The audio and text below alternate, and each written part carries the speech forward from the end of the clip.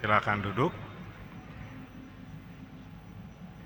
Kalau Anda merasa terganggu tadi ketika sampai di gereja, harap maklum ya. Harap maklum juga, brother. Kenapa? Ini sudah minggu yang ketiga. Ini tadi malam, dari malam sampai pagi, ada petugas yang juga tidak bisa pulang. Kasihan ya.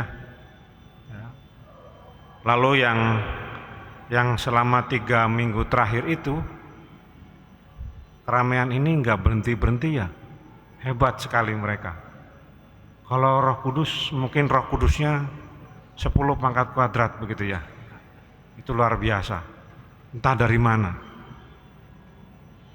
Tapi itulah kekuatan massa.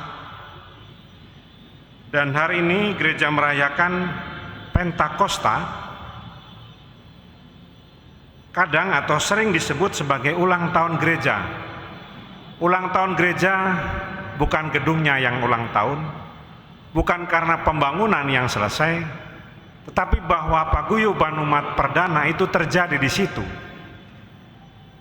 Jadi orang-orang yang berkumpul, kekuatan massa seperti di luar itu memang luar biasa. Kalau ulang tahun biasanya ada balon, ada kue.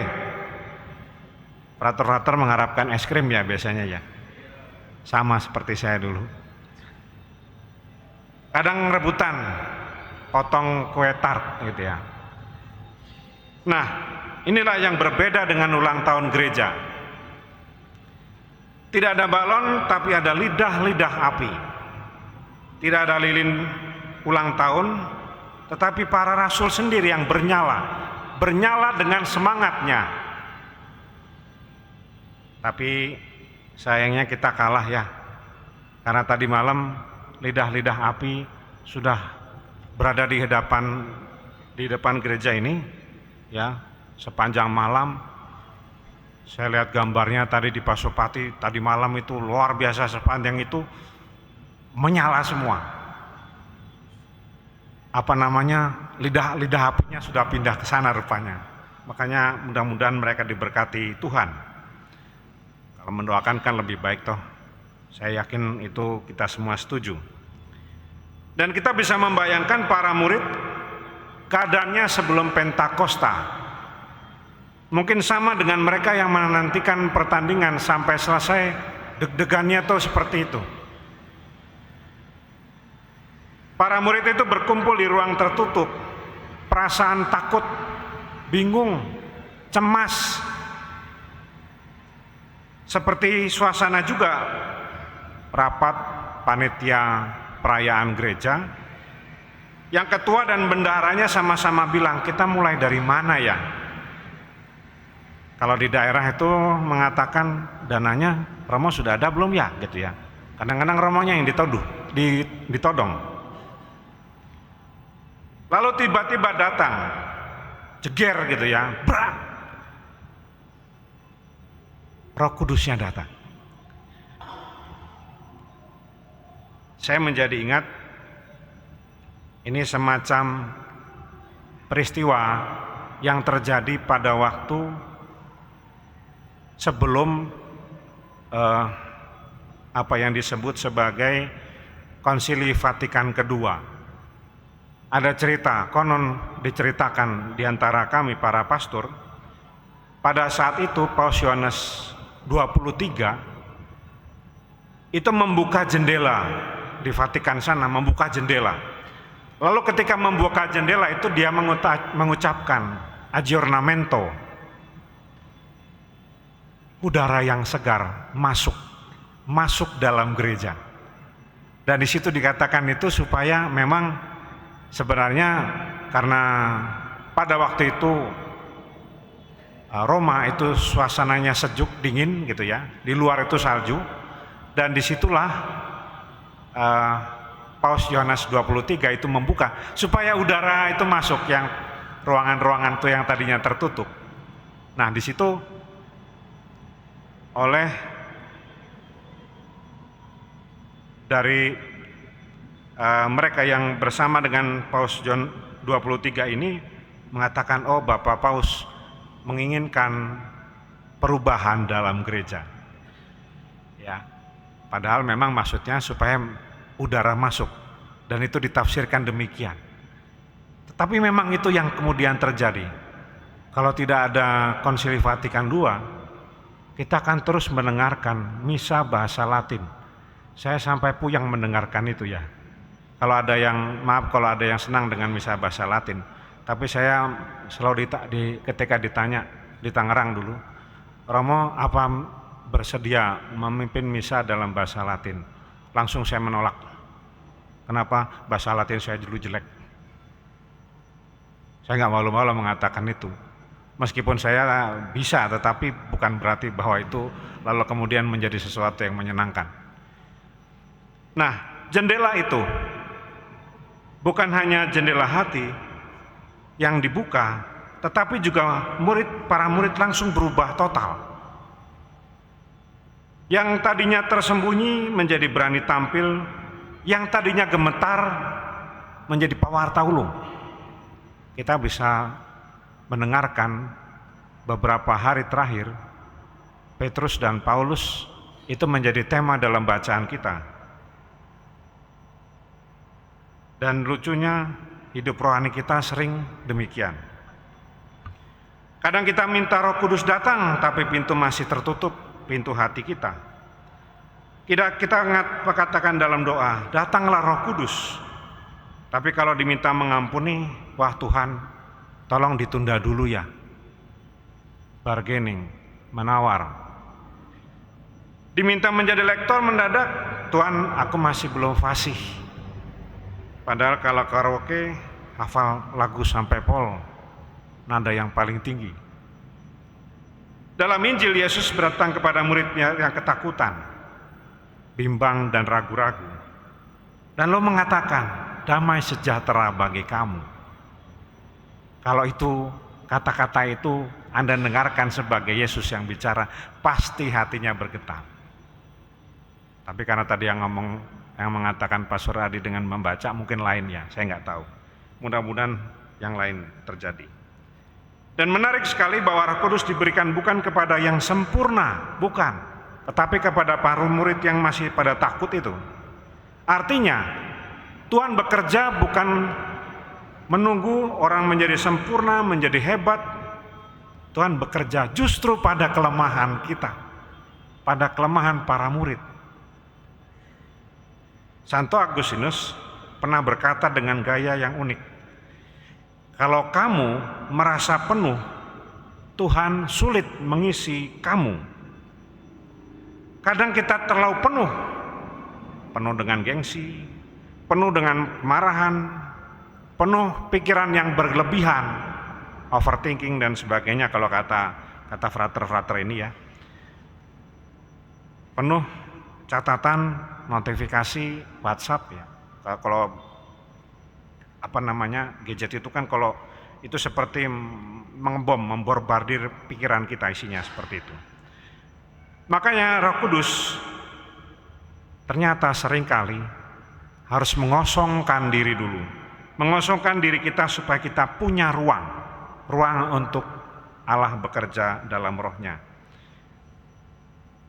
Rasul Santo Paulus mengingatkan kita bahwa karunia roh itu banyak macamnya, tetapi semuanya berasal dari roh yang sama. Roh untuk mewartakan, roh yang bekerja,